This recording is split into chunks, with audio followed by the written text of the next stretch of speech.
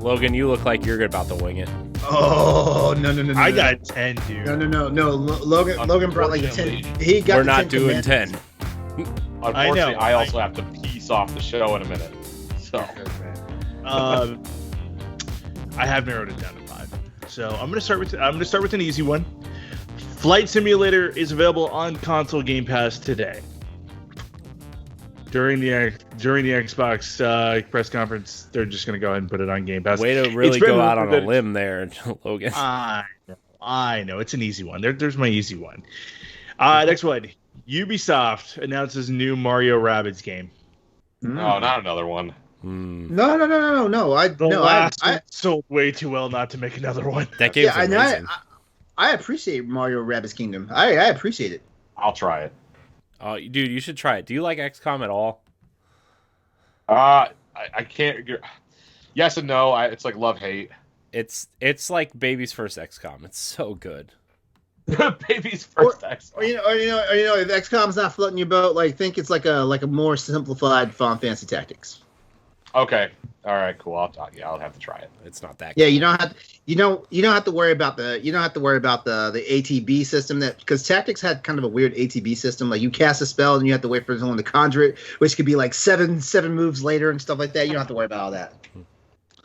Wow. I think Ubisoft will come out with it because I don't expect it to. The Ubisoft press conference in general is intriguing to me for a lot of different reasons, but I think that's one that they throw in at the end is kind of a people pleaser. This is a way to kind of just, hey, awesome. Yeah, Nick, you're the man. What did I do? Oh, you just put in the chat. Oh, my apologies. I want to say though, Ubisoft did make the best Star Fox game in the last 20 years, though. So it's true, very true. Number 3, Spyro 4 gets announced. That'd be sweet. At Summer Games Fest. Yes. Ooh. Sony's in a good spot, and that team isn't currently working on anything that we know about. Yeah, so, they are. They're making Call of Duty maps.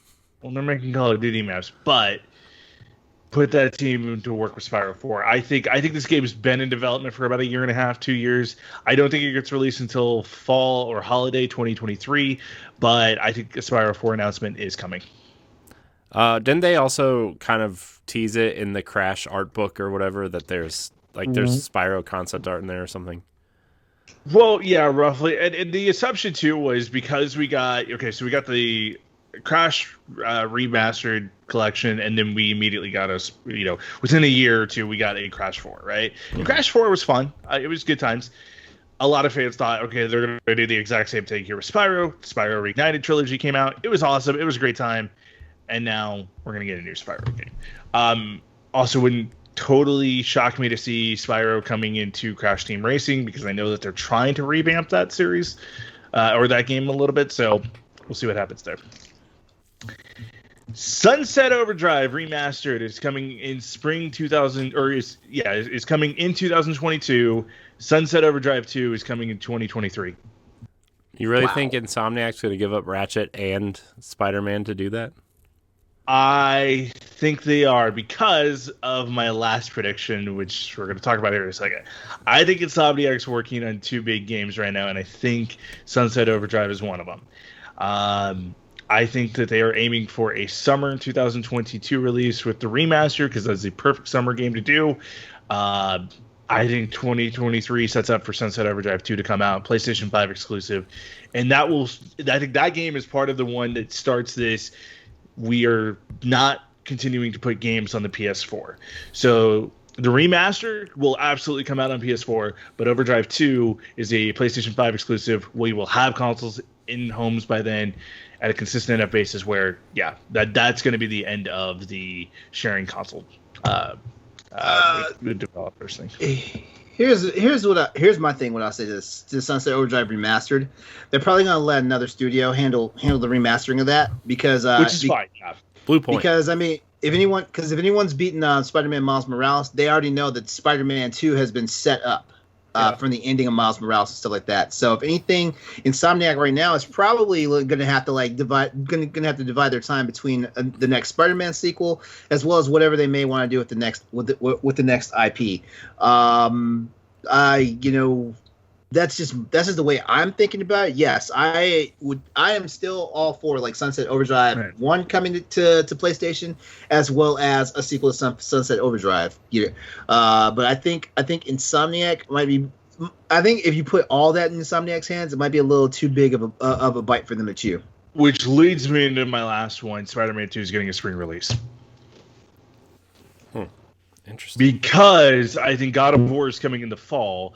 So if you look at the last time Spider-Man released in the fall, God of War was the spring. I think we're doing the reverse on this one. I think Spider-Man's getting the spring release because if you play Miles Morales, it feels like a lot of that world's already built. Yes. We kind of have an idea of what the villain situation could be. You don't have to make a game that's like a lot longer than Miles Morales, because I think Miles Morales, kind of the beauty of it was how 10-12 hours is all you needed to beat that game.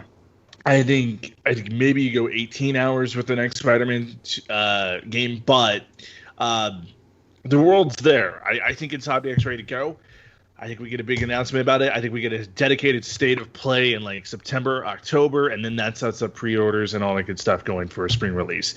Because like I said, I think Horizon is coming in September. I think Spider-Man 2 would come out in March or April. That sets up God of War to be an October, November release. Fill the summer in with like your Sunset Overdrive. Set that in with Spyro. Maybe throw out a new little Big Planet game somewhere in there, and I think that's a pretty dang good year for Sony exclusives. Yeah, I can agree with that.